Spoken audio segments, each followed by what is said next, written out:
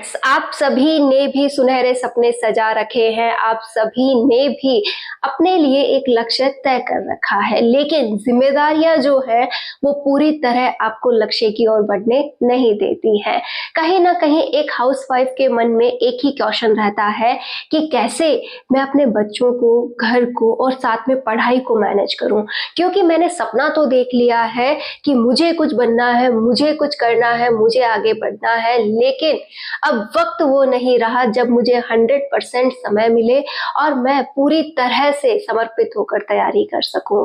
आज मेरे पास ढेरों जिम्मेदारियां हैं, चाहे वो बच्चों की हो, चाहे परिवार की हो, चाहे रिश्तों की हो, चाहे कोई भी पॉइंट हो, हर चीज में मैं इंगेज हूँ और पूरी तरह से मैं अपने आप को अपने लक्ष्य के प्रति समर्पित नहीं कर पा रही हूँ। ये आपका ही नहीं, ये हर किसी हाउसवाइफ का जो आगे बढ़ना चाहती है वो यही क्वेश्चन रखती है कि कैसे मैं मैनेज करूं। एक बात ध्यान रखिए कि मैनेज जो है वो हमें ही करना होगा, चाहे आप कितना ही किसी से भी पूछ लीजिए, किसी से भी कह लीजिए कि मुझे कुछ करना है, वो आपसे एक ही बात कहेगा, कर लीजिए, कोई मनाही नहीं है। लेकिन जो आपका काम है पहले आप उसे भी कीजिए और उसके बाद अगर आप समय बचा लेती हैं तो ही आप कुछ कर पाएंगी। तो यहाँ पर फिर से बात वहीं आ जाती है कि आखिर करूँ कैसे। तो ये वाला पॉइंट जो है आज हम इसी पे बात करेंगे। देखिए, ना हम जिम्मेदारियां छोड़ सकते हैं, ना ही हम इनसे भाग सकते हैं, हमें इन्हें निभाते हुए ही अपनी तैयारी को कंटिन्यू करना होता है। तो मैं अपनी ही बात रख रही हूँ कि ये कैसे होगा, लेकिन एक बात आप भी ध्यान में रखिए कि ये एकाएक नहीं होगा कि आप चाहें कि मात्र कुछ दिनों में ही मुझे सफलता मिल जाए, तो ऐसा नहीं होगा। ये सफलता भी आपका समय मांगती है, आपका धैर्य देखती है कि आप में कितना धैर्य है, आप कितना समर्पित है अपने लक्ष्य के प्रति, उतना ही ज्यादा ये आपसे जुड़ती है और आपको सफलता मिल जाती है। तो सबसे पहले जो हमारी शुरुआत होती है वो धीरे धीरे छोटे छोटे हिस्सों से होती है। धीरे धीरे हम मैनेज करना सीखते हैं, अपने लिए समय निकालना सीखते हैं और फिर जाकर एक अच्छा खासा समय लेते हुए हम लक्ष्य की पूरी तैयारी कर पाते हैं और फिर हम उसका सिलेक्शन ले पाते हैं। तो जिन्होंने बहुत पहले से तैयारी कर रखी है वो इस बात से जरूर सहमत होंगे कि ये जो लक्ष्य है वो बहुत अधिक समय ले रहा है, मेरे धैर्य की परीक्षा है, मेरे इस व्यक्तित्व की परीक्षा है कि मैं कितना कर पा रही हूँ।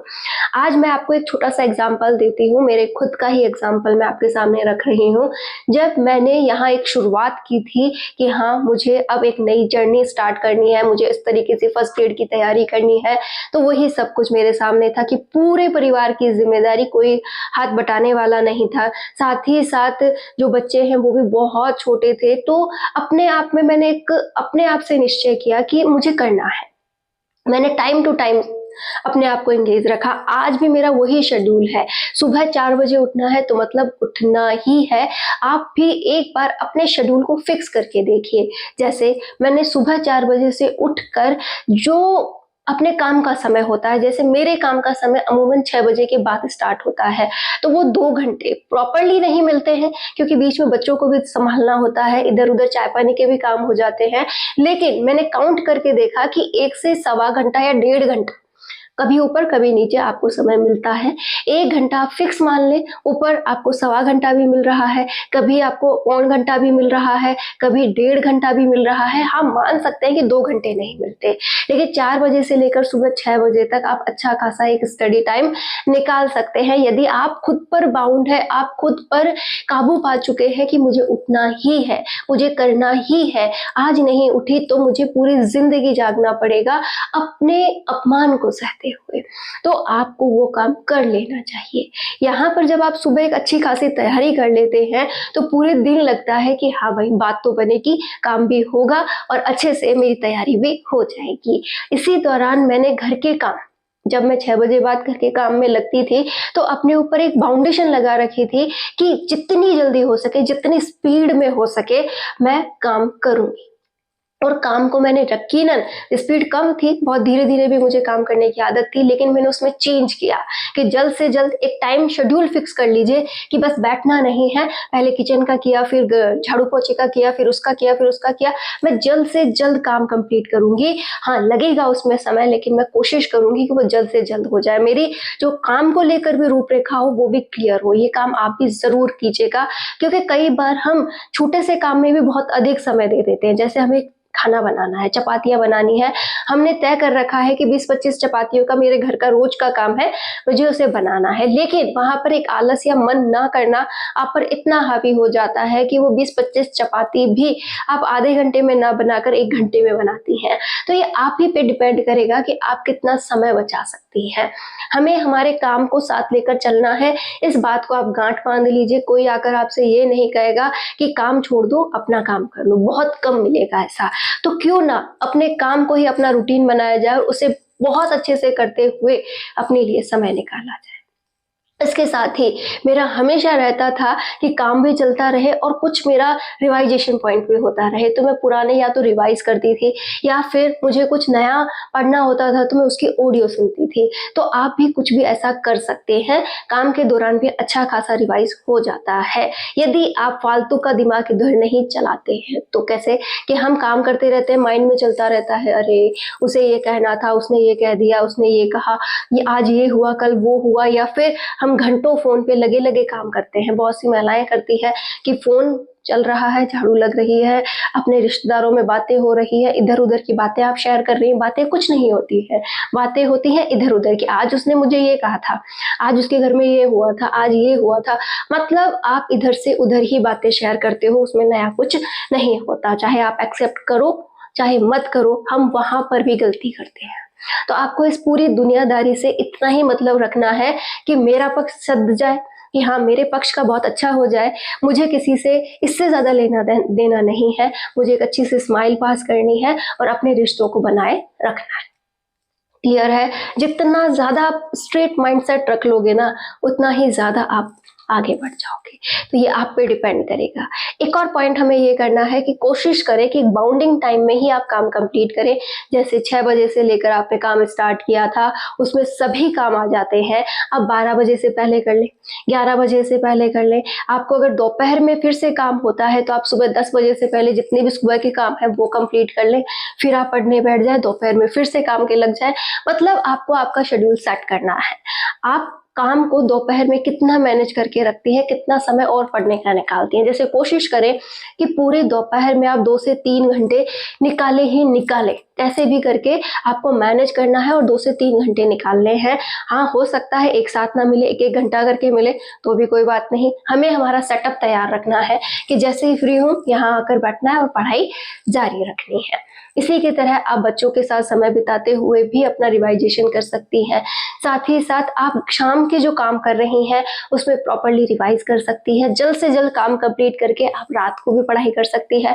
कुल मिलाकर ये आप ही पे डिपेंड करता है कि आप अपनी दिनचर्या कितनी स्ट्रांगली, कितना एक प्रेशराइज पॉइंट पे फील करती है। प्रेशर कौन सा? अच्छे काम वाला, कि हाँ मुझे वक्त पर हर एक काम करना है तो करना ही है, किसी को भी मैं अपना समय नहीं देने वाली। हर कोई आपके सामने आकर कहेगा कि मेरा ये काम है, आप कर दीजिए, आपको बाद में जब आप फ्री होती है ना तब कर दीजिएगा। तो आपको उसे टालना भी आना चाहिए कि बस जैसे कुछ भी बहाना आप बना सकती हैं कि आज वक्त नहीं है, आप ये काम कर लीजिए, मैं ये करके आती हूँ, आपको लेट हो जाएगा। मतलब प्यार से भी आप उसे हैंडल करते हुए उस काम को इग्नोर कर सकती है और अपना समय बचा सकती है। देखिए, आपका भला बुरा आपसे बेहतर कोई नहीं जानता। आप कहाँ पर क्या अच्छा कर सकती हैं ये भी आप ही पे डिपेंड करता है। बहुत समय लगता है इन सबको मैनेज करने में, तो एकाएक तो मैनेज नहीं होगा, लेकिन एक दिन मैनेज जरूर होगा। और ये जो मैंने अभी अभी आपसे कहा कि आप इस तरीके से सुबह शाम दोपहर में थोड़ा थोड़ा समय निकाल सकती हैं, इसी तरीके से जैसे जैसे आप आगे बढ़ती जाएंगी, आपका ये शेड्यूल जब मैनेज हो जाएगा, आपको आदत हो जाएगी कि हाँ मुझे काम को इस तरीके से खींच खाच के बहुत अच्छे से मैनेज करना है, बचे हुए समय को अपने ऊपर खर्च करना है, और वो भी मात्र किताबों में। क्योंकि जब हम समय निकाल भी लेते हैं तो कई बार हम आलस कर जाते हैं कि नहीं, मुझे तो थोड़ा आलस आ रहा है, थोड़ा लेट जाती हूँ, फ़ोन चला लेती हूँ और वो मिला हुआ 1-2 घंटा उसी में बीत जाता है। तो ऐसा बिल्कुल नहीं, हमें बुक्स के साथ ही समय बिताना है। तो ये सभी बातें हमसे ही स्टार्ट होती है और हम पे ही खत्म।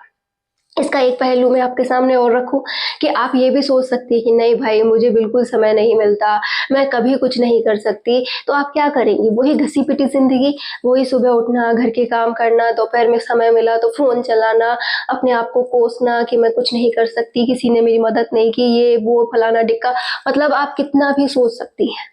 फिर शाम को उठेंगी, फिर से काम करेंगी, किसी को फ़ोन करेंगी, उससे अपना रोना रोएँगी, फिर किसी और से कोई बात, फिर वो तीसरा आपके कुछ सुना जाएगा, कोई अपमान कर जाएगा, कोई कुछ कह जाएगा, आप हर एक बात सुनती रह जाएँगी। उसके बाद रात को आप सब कुछ चिड़चिड़ापन करते हुए सब कुछ त्याग-त्यूग के सो जाएँगी। फिर नेक्स्ट डे वही रूटीन, एक उम्र का पूरा हिस्सा इसमें बीत जाएगा और आप यही कहती रह जाएँगी कि मुझे समय नहीं मिला, किसी ने मुझे समय नहीं दिया, किसी ने मेरी मदद नहीं की। इससे अच्छा एक ऑप्शन ये भी तो है कि हम ट्राई तो करें कि मैं क्या कर सकती हूँ, मैं क्या करना चाहती हूँ। तो ये आप ही पे डिपेंड करेगा कि आप अपनी लाइफ को कौन से नज़रिए से देखती हैं। आपको यही नज़रिया बनाए रखना है कि मैं कुछ नहीं कर सकती, कोई मेरी मदद नहीं करता, मैं अपनी लाइफ में बस रुक चुकी हूँ, तो वो आप वहीं पे हैं। और अगर आपने एक नज़रिया ये अपनाया कि मुझे परिवर्तन चाहिए, मैं इस कंफर्ट ज़ोन को तोड़ती हूँ, मैं आगे बढ़ती हूँ, आज ही नहीं तो कल मैं ये सब कुछ मैनेज कर लूँगी, सब कुछ आप पे डिपेंड करता है। बस हाँ, आप ये मत सोचिएगा कि एकाएक आपको 8 घंटे एक साथ मिल जाएँगे, ना, कभी नहीं होगा। ये कब होगा? जब आप कम से कम इसे 1 साल दे चुकी होंगी। 1 साल तक अगर आप एक अच्छा खासा रूटीन फ़ॉलो करते हुए 4 घंटे, 5 घंटे, 6 घंटे निकालना सीख जाएँगी, तो साल के अंतिम मौके तक आप क्या कर सकती हैं, 8 घंटे की पढ़ाई भी निकाल सकती हैं। लेकिन ये होगा ज़रूर। लेकिन इसके लिए भी आप ही के ऊपर सारी शर्तें लागू होती है कि आप अपनी सोच को कैसा रखती हैं, आप संघर्ष के लिए तैयार हैं भी या नहीं, आप कुछ करना चाहती हैं या भी नहीं, या फिर केवल जो सोचती हैं वो ख़याली पुलाव है, आपसे कुछ लेना देना होना नहीं है। तो ये सब कुछ आप पे डिपेंड करता है, आपकी सोच पे डिपेंड करता है, आपका माइंडसेट डिपेंड करता है। देखिए, जब भी कोई बात होती है, जब भी कोई अपमान का पॉइंट होता है, हम बहुत कुछ सोचते हैं और जो सोचते हैं अगर हम उसे करते नहीं हैं तो वो बातें केवल ख़याली पुलाव है और शायद आप भी ऐसे ही कोई ख़याली पुलाव पका रहे हो। तो बिल्कुल भी ऐसी गलती ना करें। अगर संघर्ष करना चुन लिया है तो पूरा करें, अपना समय बर्बाद ना करें।